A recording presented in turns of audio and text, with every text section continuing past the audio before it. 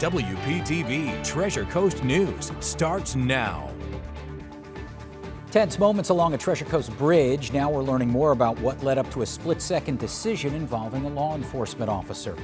And the unlikely discoveries deep in the water near some Treasure Coast communities, what law enforcement's looking for, and the mysteries they're unearthing. But first, breaking news, a Florida missing child alert issued in Palm Beach County. Now, this is the 5-year-old that authorities are looking for.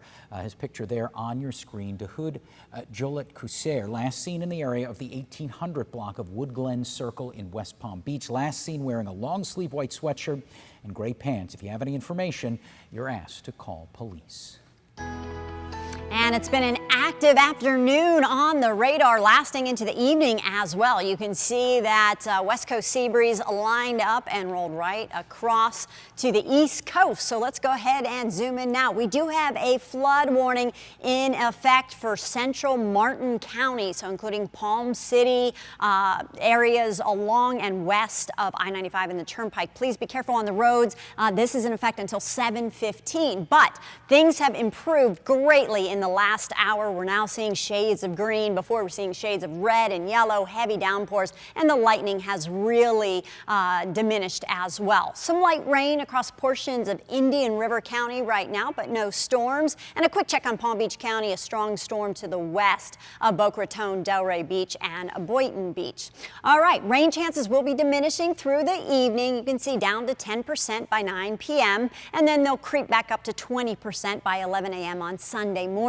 Well, the rain really cooled us down. Temperatures right now, 77 degrees in Stewart, 76 Port St. Lucie, 79 Okeechobee, 77 Vero Beach, and Sebastian, you're checking in at 79 degrees. So if you're headed out for the Saturday evening, maybe grab an umbrella right now as you're leaving the house, but most of the evening will be drying conditions with temperatures in the low 80s. I'll be back with another check on the radar and a look at the tropics too. An arrest just made this afternoon in an overnight shooting in Vero Beach that sent 2 people to the hospital. WPTV's Brianna Nesbral has more on the quick search that led to a suspect.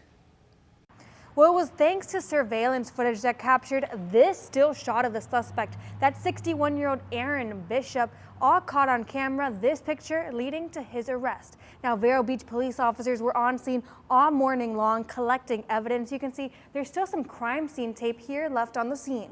Police say around 4 this morning, a young couple in their 20s were shot inside the parking garage of the Park 24 office complex. Officers say 61-year-old Aaron Bishop shot multiple rounds at the 2 security officers who had gotten into their respective cars and were driving away. One was shot in the left arm, the other hit with shattered glass. They were both taken to a nearby hospital and are expected to be okay. Surveillance footage caught Bishop walking through the garage with a gun in his hand.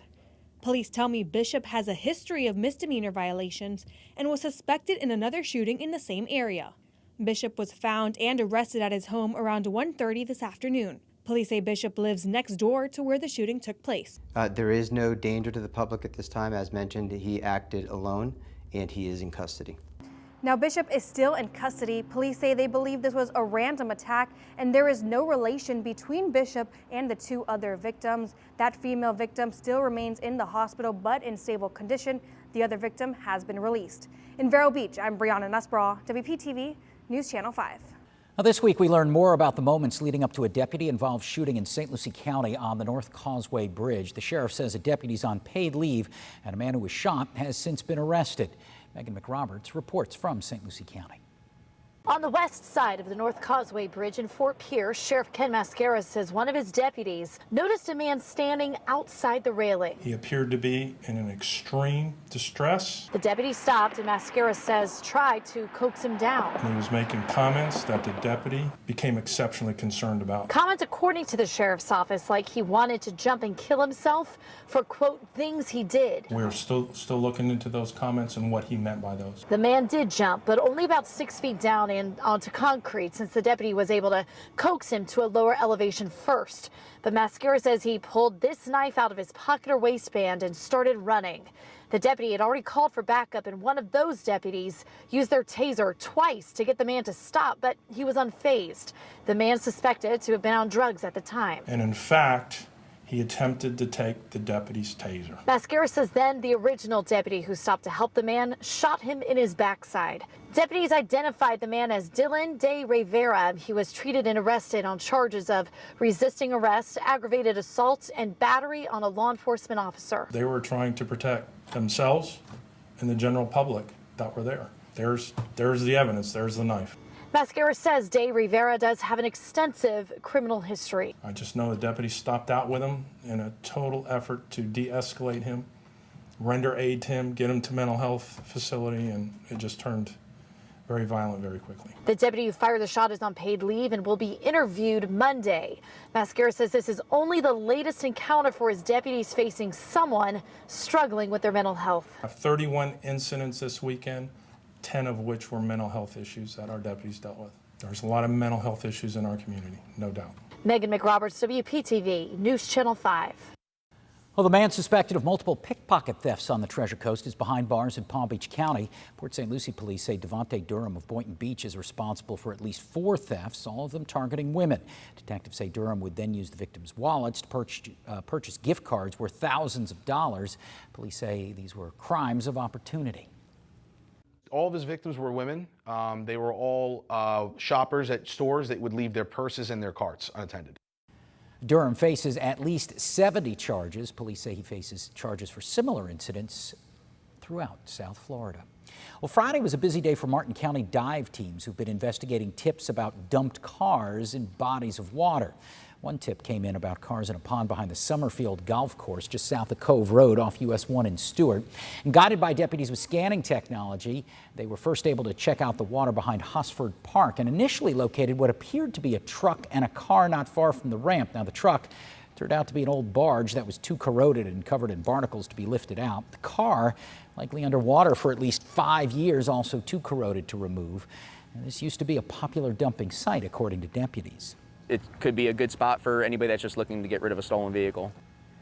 Deputies also checking out a pond behind the Summerfield Golf Course where 2 cars were found with plates that expired around 2004, meaning that they were likely there since homes nearby were even built.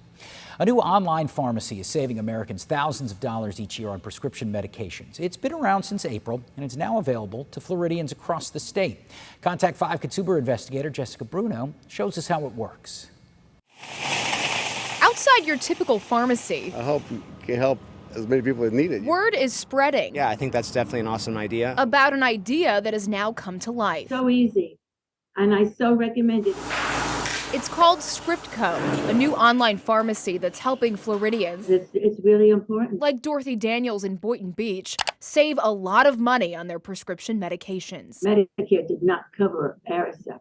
And Aricept is for Alzheimer's. So Daniels was paying $83 each time her husband needed a refill. When I went to ScriptCo, it was costing me $23. I'm saving $108 a year with my having the membership. And that just gets shipped right to your door? Right to my door. And this is very user-friendly. All you do is you type in scriptco.com, and then here you put in the medication name, select the form, the strength, and the quantity. And then it calculates your savings. We're just happy to be here to kind of turn the light on in the room and let people know whether they're getting a good deal or not. Co-founder of the company, Zach Zeller, says ScriptCo charges customers the actual wholesale cost. For example, a 30-day supply of 20 milligram atorvastatin, which lowers cholesterol, costs consumers $70.24 cash, but it only costs ScriptCo 54 cents. There's drugs like Gleevec that we sell. If you go to get them from a big box chain and you don't have good insurance or you don't have insurance at all, you're going to get charged thousands of dollars. It's $37 with us, right? There is a $140 membership fee per year or $50 for 3 months, but even with that, he says customers are still reporting a big savings. Now, ScriptCo only offers generic drugs, so people like Daniels are still paying hundreds of dollars each year for other medications. But she says every little bit of savings helps. We all use Medicare as we get older. And for all of those drugs that are not covered, we need help. I'm Jessica Bruno, WPTV News Channel 5. For years, Brightline proudly proclaimed it was the nation's only privately funded passenger railroad. But now, the company is embracing and publicizing the public dollars it has received in passenger rail service expansion. TC Palm's top premium story this week details known taxpayer money Brightline has received. Just a few weeks ago, Brightline joined congressional officials to announce a $25 million grant to improve safety along Brightline's East Coast corridor, which includes the Treasure Coast. Although the Florida Department of Transportation is the recipient of the money, Brightline characterized itself as a partner that together pledged to match the grant up to $20 million. This is a pivotal move in Brightline's long-standing message that its finances would not include taxpayer dollars. That assertion was previously challenged when the U.S. Department of Transportation awarded Brightline $16 million for the expansion plans from Orlando to Tampa. Although the railroad has benefited from public dollars before, the recent grants and public appearances show the company is now promoting its public assistance and partnerships. It also quietly rebranded itself from being privately financed to privately run. Brightline declined to comment for this story. For further details about Brightline's funding and for more premium Treasure Coast content like this, visit tcpalm.com/premium. I'm Executive Editor Adam Neal for TC Palm. Runner safety is on the minds of so many folks in recent days, the message being shared by the running community on the Treasure Coast. And the unwanted visitors these days along beaches up and down our coastline, what you need to be on the lookout for. And a First Alert meteorologist Kate Wenzel. It's been an active day on the radar, still tracking some showers and storms across the Treasure Coast. I'll have a full update and a look at the tropics coming up after the break. This is WPTV Treasure Coast News. Runner safety. It's been in the news in recent days with the tragic abduction and killing of a Memphis, Tennessee teacher. It's inspired runners nationwide and along the Treasure Coast to remember Eliza Fletcher. WPTV's Megan McRoberts with reaction from runners and the safety tools that runners are considering.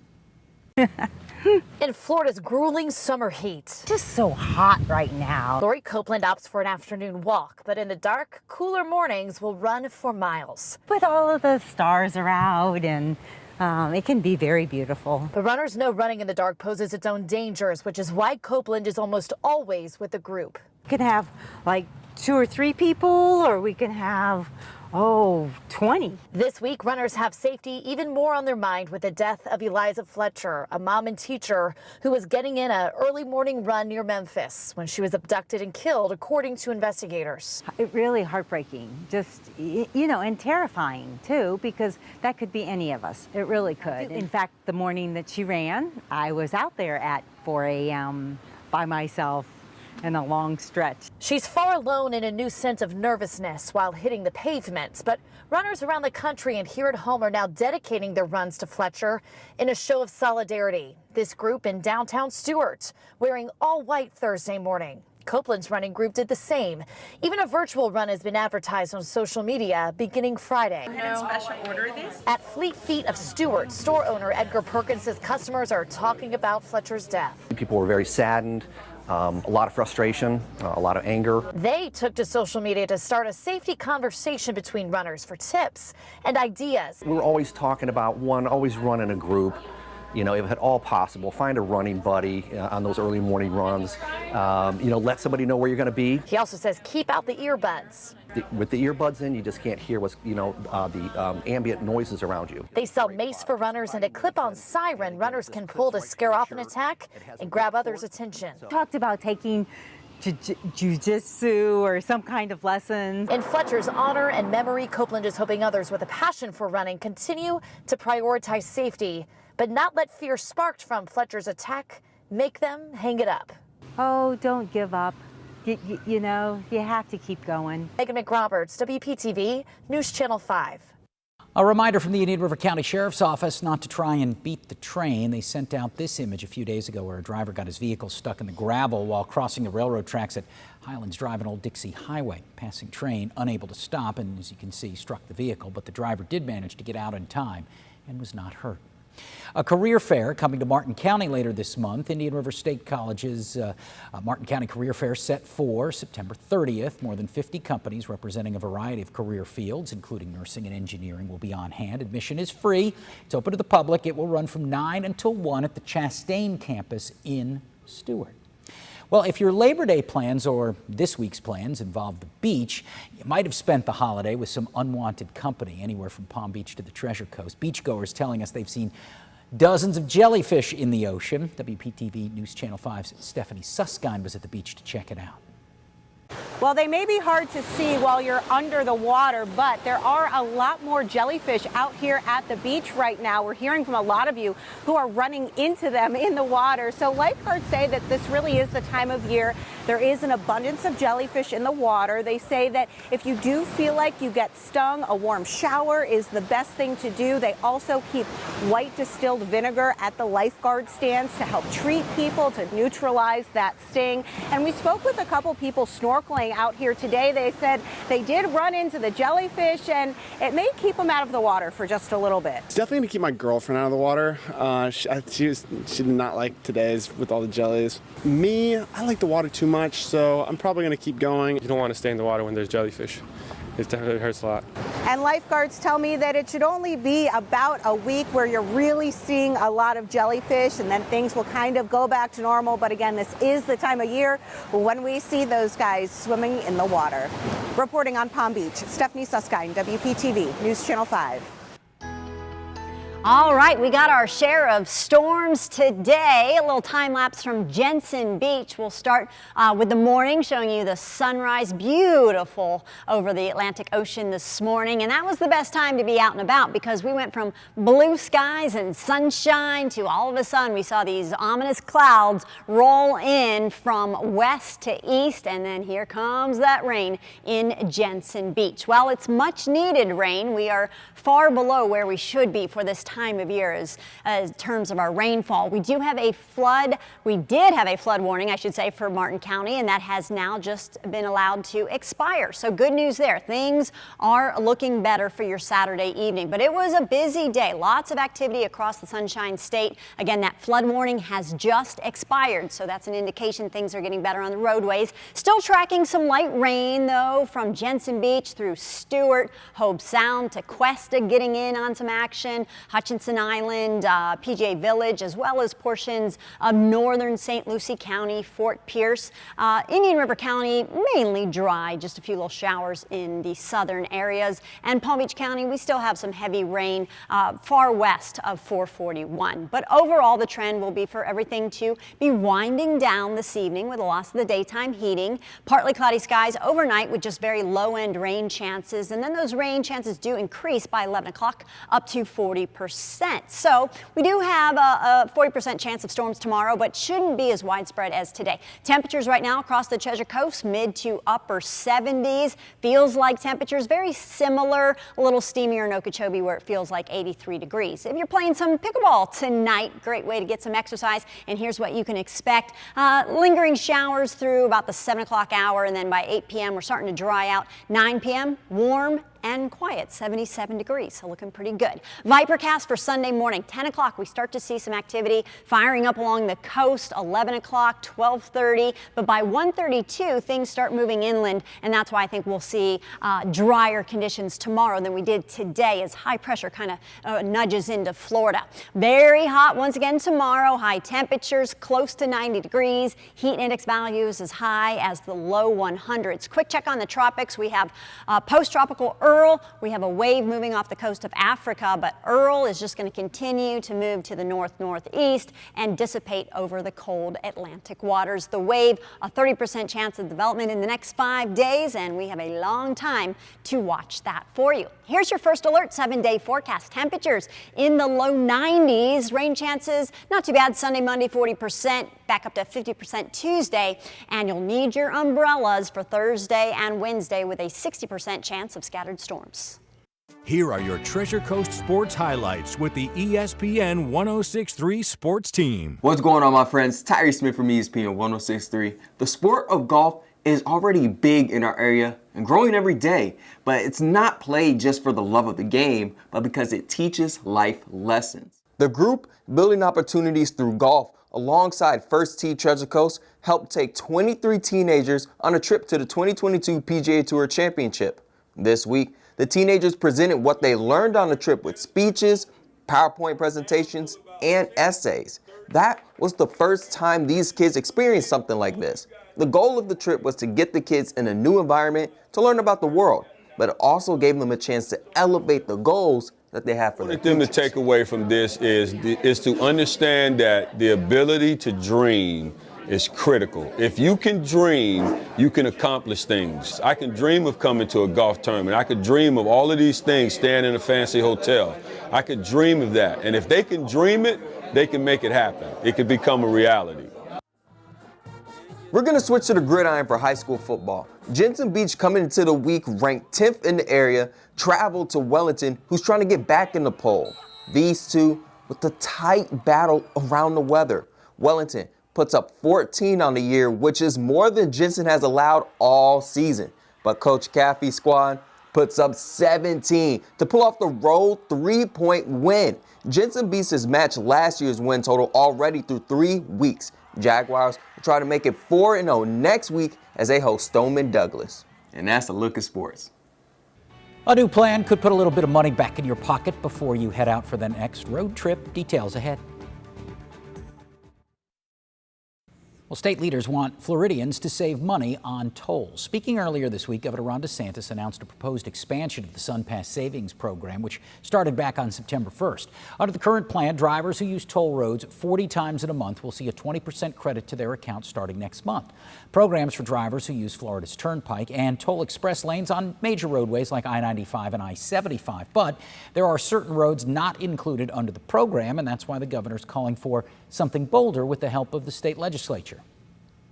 Under this proposal, any commuter that uses our transponders like SunPass or EasyPass and that have a certain number of tolls, we think probably about 40 for just showing how many people are doing it every day for work, but the legislature could obviously move that around if need be. But if you are a bona fide commuter, you're getting a 50% discount in your tolls for the entire year.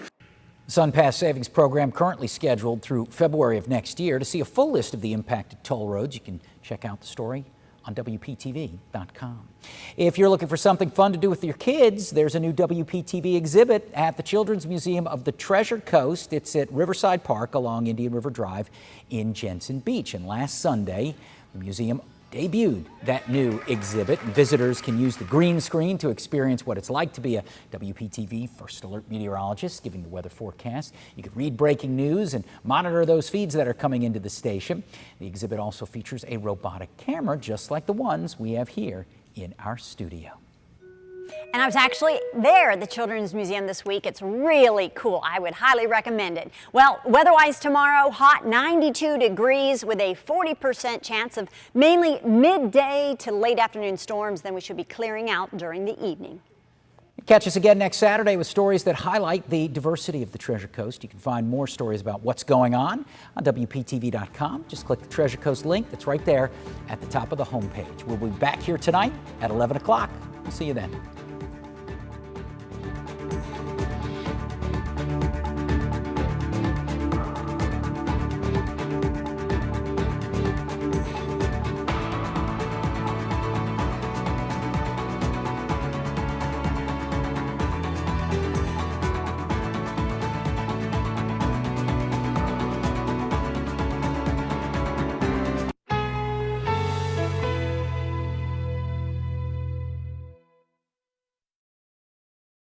Now, your local news on your schedule. Download the WPTV app on your connected TV or device and get your latest news and weather 24/7. Sponsored by Bears Furniture. Live beautifully. Good evening, I'm Jon Shainman. Meteorologist Kate Wenzel's forecast is just ahead. First, a look at your WPTV headlines. A couple was shot early Saturday morning in Vero Beach. The shooting suspect is in custody. It's about 4 a.m. that a woman and her boyfriend, who both worked at the Park 24 office complex, were driving away from the area in their respective cars when 61-year-old Aaron Paul Bishop reportedly fired multiple shots at their vehicles. The woman struck in the arm, the man hit with shattered glass, both taken to Longwood Regional Hospital with non-life-threatening injuries. Traffic on the Turnpike slowed up for a while early Saturday. Fire crews had to handle this car fire at the 159-mile marker around 8:20 a.m. No one was hurt. Traffic again moving on the highway. And the Coast Guard making a number of interdictions off the Florida coastline. Coast Guard cutter Charles David Jr.'s crew repatriated 74 Cubans to Cuba Saturday. One suspected smuggler taken into custody a few weeks ago south of Boot Key. Other operations conducted off Hollywood Beach, Long Key, Key Largo, and Isla Mirada. In the past year, Coast Guard crews have interdicted more than 5,400 Cubans. And your Saturday evening weather staying mild with overnight lows dropping down into the upper 70s. The storms we're seeing on the radar will be winding down with the loss of the daytime heating. Then tomorrow for Sunday, hot and steamy, 92 degrees, which means feels like temperatures once again into the triple digits. So please stay hydrated. Take it easy. Winds out of the southeast at 10, but 40% chance of scattered showers and storms. So a little bit drier than what we've seen over the past few days. Now, if you're taking the boat out tomorrow, there could be a few storms around, so just watch out for that. But other than that, not too bad. Winds out of the east-southeast 5 to 10, seas 2 to 3, inland waters a light chop, high tide at 9:21 Sunday morning. And here's a look at your first alert 7-day forecast. So Sunday and Monday, we're dropping rain chances down to 40%. So that's going to be our drier of the days this week. Then Tuesday back up to 50%, 60% Wednesday, Thursday, 50% Friday, down to 40% on Saturday. But the good news, we have a chance to get rain each and every day, and that's what we so desperately need. And don't forget, for breaking news, make sure you have the free WPTV mobile app loaded on your smartphone. I'm Jon Shainman. Those are your WPTV headlines. The woman living here paid to have a well dug in her backyard.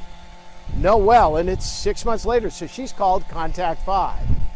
He came one day, but I wasn't here. Margaret Cummings wants her backyard to look as green and lush as her front. Keep your yard looking nice. She thought a well would help. I wanted a well so that I can save on the cost of water bill here in the city of Vero Beach. Sometimes about $200, depending on how much water you use. A neighbor put her in touch with the West Palm Beach contractor. We agreed that he would put the well in for me. On March 10th, she wrote a $750 check as a down payment, believing he'd be on the job soon. Whatever he did over here. Margaret says he showed up once in early April and worked in a section of her backyard. It's an area now covered by a flower pot. Beneath it, nothing but a hole in the ground, about a foot deep. During our interview, Margaret Cummings said she hadn't seen the contractor since April. You were showing me some of these and showed us phone and text records indicating she's tried to get him to finish the work. Just gave me different reasons why he didn't show, but he always apologized and said he was coming. After waiting, Margaret said she had enough. She's tired of looking at her parched backyard, tired of waiting for the well. I still want the well, but I don't trust him. But I do want my money back. Yes, most definitely. Hi, Mr. Cadet, Dave Bowman. I'm an investigative reporter with WPTV. How are you this morning? Contact 5 called the contractor. She would like her money back. We also went to his home, but he wasn't in. You know, I don't know what else to say. As we tried to track him down, Margaret says he called. I don't have $750 to throw away. She says she asked for a refund, but instead agreed to give the contractor another chance. She says the man spent much of the Labor Day weekend working on the well. I'm Jon Shainman in Port St. Lucie, where body cam video shows us what police officers encountered when they pulled over a soldier on leave who had a cache of weapons and a fake bomb in his vehicle. What's with all the weapons? I'm military. It was Sunday afternoon, August 28th. A 911 call had just come in that a car had crashed in someone's yard at Prineville and Cross Point in Port St. Lucie. An officer conducting a traffic stop on the suspected vehicle found 21-year-old Johan Roby behind the wheel. Undo the seatbelt. Roby is in a tactical vest, and officers spot an AR-15 rifle in the front seat. After getting Roby out of the car, an officer takes possession of a handgun from a holster. Cuff him up for a second, man. Roby agreed to a search. Police found a large Ziploc bag containing what appeared to be 2 blocks of C4 explosives with some wiring. The St. Lucie County Sheriff's Bomb Squad rendered it safe. Roby now facing 8 charges, including planting a hoax bomb with a weapon, a first-degree felony. Pull him out. Pull him to the back of the car.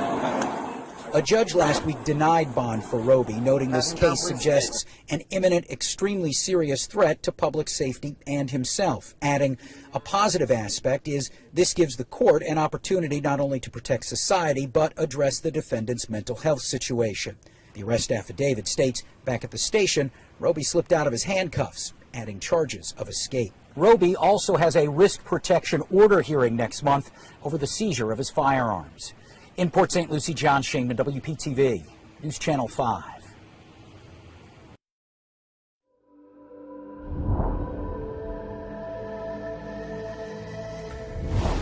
With a new era in British history, celebrations rang out across the UK. Mourners gathered outside Balmoral and Buckingham Palace for the bittersweet moment of saying goodbye to a beloved queen and welcoming a king.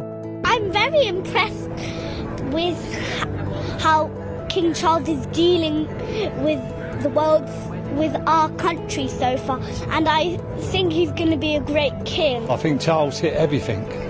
He hit everything, and I think people may be a little bit worried that the, as they called the firm, wouldn't be as strong. But I think it will be with Charles. I think he will now. I think he's a changed man.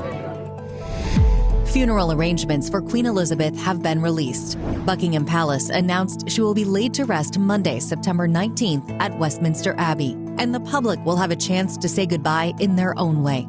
The late Queen will lay in state for 4 days until the morning of her funeral. The Queen's coffin has been at Balmoral Castle in Scotland, where she passed away Thursday. But Sunday, the coffin will be taken by hearse to Edinburgh on a 6-hour journey to allow mourners to pay their respects. And on Tuesday, it will be flown to London. The Queen will be buried in Windsor, and her late husband is expected to be relocated, reunited to lie together. Prince William and Prince Harry came together for a moment to honor their grandmother. This is the first time the grandsons have been seen together in public since the Platinum Jubilee celebrations in June, where they didn't have any interaction. The brothers, with their wives Catherine and Meghan, stopped to look at some of the tributes to the Queen left by the gates of the castle, before greeting people who were there to offer their condolences.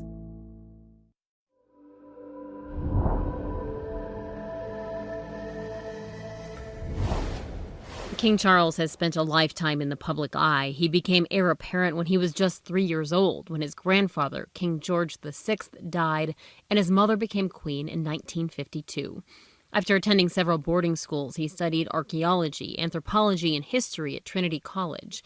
He was the first heir apparent to earn a degree. Charles spent 5 years in military service that included aviation training in the Royal Air Force. As he ended his service, he created the Prince's Trust, a charitable organization. He was an early environmentalist. In 1970, he delivered a warning about what he called the horrific effects of pollution in all its cancerous forms. King Charles has advocated sustainability across the board in urban design, corporate production, organic farming, and energy generation. And he's keenly aware of the effects of climate change. And as I've tried to indicate for quite some time, the climate crisis really is a genuine emergency, and tackling it is utterly essential for Cornwall, the country, and the rest of the world. King Charles has also been an outspoken critic of modern architecture. The funding of his many charities came under scrutiny in July, with reports one organization accepted a donation from Osama bin Laden's family, and another received $3 million from a Qatari billionaire. His 1981 marriage to Diana Spencer was a global media event with hundreds of millions of people watching the ceremony on television. Their 2 sons, Prince William and Prince Harry, were born soon after, but the marriage didn't survive amid intense media coverage and rumors of infidelities. The couple eventually divorced in 1996. A year later, Princess Diana died in a car crash. Charles traveled to France with Diana's sisters to bring her body back to England. He walked with his sons in her funeral procession.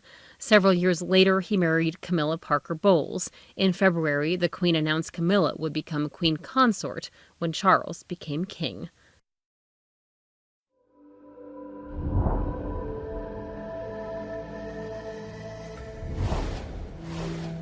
It's a harsh reality that we may not want to face, but there are students overdosing in schools across the country. That's why this school hopes it can be a leader in showing schools across the country that Narcan is effective, safe, easy to keep in schools, and can save lives.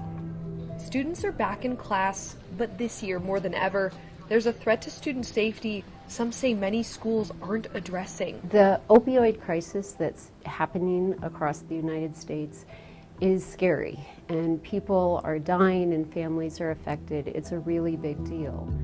A study from UCLA found that the rate of overdose deaths among U.S. teenagers nearly doubled in 2020, then went up again in the first half of 2021. Our Narcan is right here in the front. That's why school nurse Jennifer Kirker says schools need to be ready to help. Stay with the person and protect them until help arrives. She was part of a community-wide effort to stock Narcan in her high school. Now the overdose reversing drug is in all Boulder Valley schools in Colorado. The only problem with Narcan is not having it when you need it. Students want to protect themselves, they want to protect their friends, and parents want to help keep their students safe. Narcan is one way we can do that. Dispense the dose, the entire dose. That's all you need to do. In the short time since her school had Narcan, Kirker had to use it on a student that was unresponsive. Having this medication and knowing we had it in the bag was actually really reassuring. We didn't hesitate. I gave it and I was glad I had it on hand. More than half of states now allow school systems to stock Narcan in schools. 7 states require it for either high schools or colleges. But many say this isn't enough. Even in states where Narcan is allowed, many schools don't stock it. In 2022, students have overdosed and died in schools in Colorado, Connecticut, Nevada, and New Jersey. But there is hope too. Just last week, a school in Kansas City that carried Narcan was able to save a student's life. And in Boulder, Colorado, Dad Ryan Kristoff saw Narcan bring his own teenage daughter back to life. We want to warn you, this police body camera video is intense and raw, but Ryan asked us not to censor it. You got a pulse? To show the reality of this epidemic. Keep going, chest compressions. Her lips were blue, her face was kind of a palish green, and I was, shaking her, trying to wake her up, just yelling her name. Ryan didn't know Sophia was using drugs, but police used Narcan just in case, and it worked. Keep breathing. That I don't look at it like she overdosed. I look at it like that was the day that my daughter was brought back to life. She was 6 years old when this happened, and she got a home run ball, which is pretty cool. He's grateful Sophia's school is one that now carries Narcan, and Ryan is now dedicated to getting rid of the stigma around Narcan, educating parents and nearby schools. We need to face that head on.